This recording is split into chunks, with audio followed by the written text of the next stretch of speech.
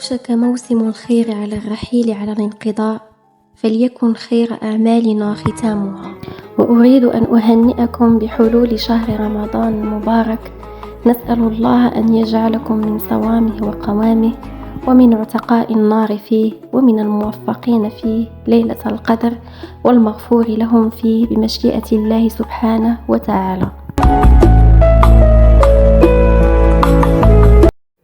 ليلة القدر هي إحدى الليالي العظيمة في الإسلام، وقد تعتبر من أعظم الليالي وأكثرها بركة وفضل في السنة الإسلامية.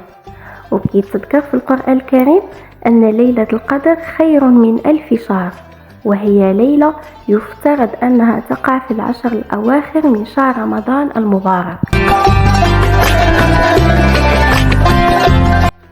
سر ليلة القدر يكمن في قدومها وأهميتها العظيمة في الدين الإسلامي.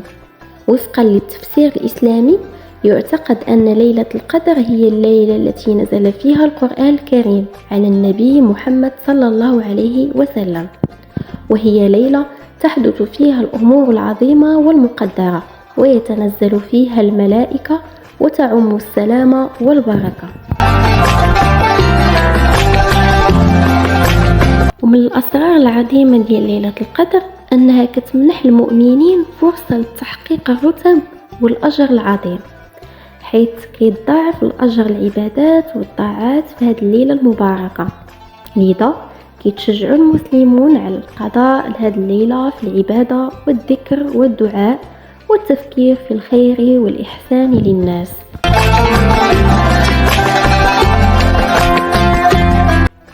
بالإضافة إلى ذلك كيأمنوا بزاف أنهم يمكن المؤمنين أنهم يتلقوا في هذه الليلة المباركة الإرشادات والعلم الغيبي ورؤية الأحداث المستقبلية بشكل واضح.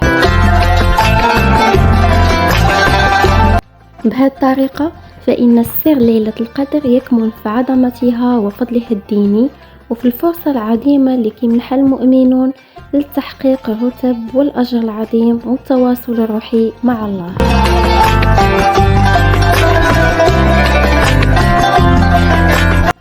ليلة القدر هي ليلة مليئة بالقصص المشوقة والروائع الروحية في التاريخ الإسلامي.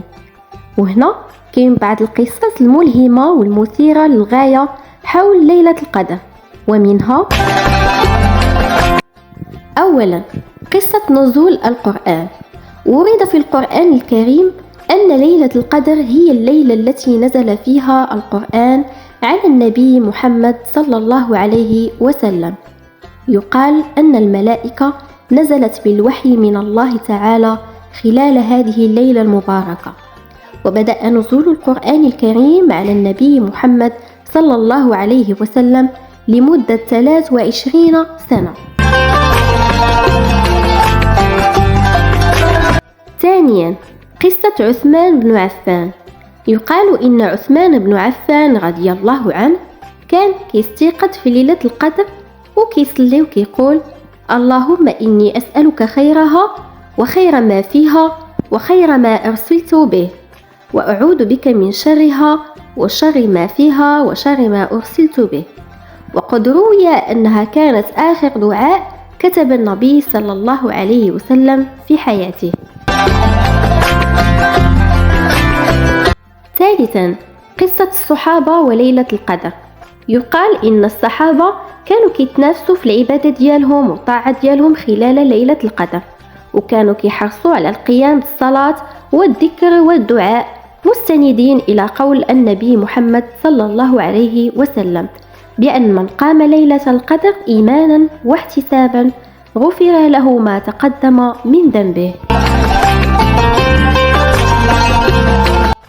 رابعا، قصة تأثير ليلة القدر. كاين بزاف ديال القصص الشخصية اللي كتحكي على تأثير ليلة القدر على حياة الناس، بحيث أنهم كيشوفوا التجارب ديالهم الروحية والدينية اللي عاشوها في هذه الليلة المباركة، وكيفاش غيرت حياتهم بشكل إيجابي.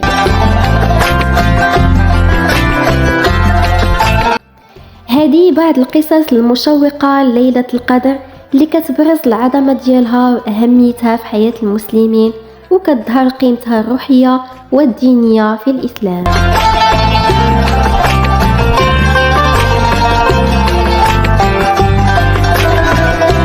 شكرا متابعي ديجا شانيل على المشاهدة، وإلى اللقاء إلى حلقة أخرى إن شاء الله.